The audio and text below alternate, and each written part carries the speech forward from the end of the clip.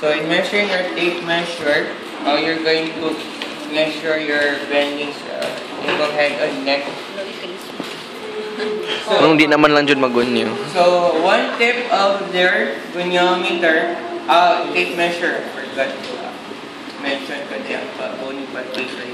So one tip of your tape measure is based on the velocity ng mandible or the chin.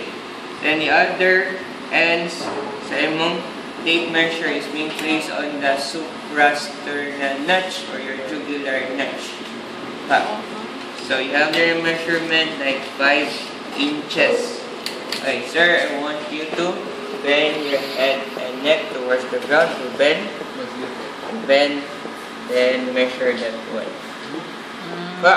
Pila, sir? Here. 1. So, ano siya? Tinawa na. Point. Kasi gamitan, sir, inches? Inches na, dili na degrees. Degrees! Measurement. It's either inches or centimeter ang inyong use here. But, here na. Yeah. Okay. So, that is flexion. Okay, automatic sa imong extension is just the opposite of motion.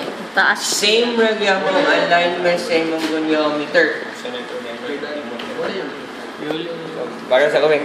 So, kung makalimot kayo mo sa opposite naman, same regular kung alignment sa inyong goniometer, there. Ang kuan lang, ang naka-difference that opposite ang motion sa imong goniometer. Sir, I want you to move your head and neck. Take note ha, you're not allowed to use the word extend, flex, because your subject cannot understand expected. So you have to use layman's term sa instruction. Okay, sir, I want you to move your head and neck towards your back. Move it towards your back. Okay, move. There. So, ano siya, same alignment, opposite lang ang imong direction sa imong part here. Ayan. Kanina is going down to reflection. Now, going here. For same na alignment. Now, So, subtract yapon, sir. The same yapon. If ever you started with 90, then end ka to 120, so you have 0 to 30.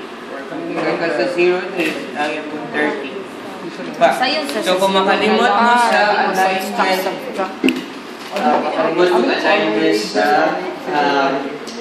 sa extension. Same yung yapon sa subtraction. Even sa tape measure, same yung yapon ang application there. So you just have to add your position. So I want you to bend your head and neck towards the back. So increase na lang ang point. So ano mag-weight? Yung nga dapat 6 inches. Pila ang range of motion. 6 inches extension. Kung yung detailed, so that will be from 4 inches to 6.5 inches. Normal extension. Normal. Okay, here. Okay. So that is for your goniometry. Ayan. Okay. Let's proceed now to your arithmetic. So you're still going to study the rest of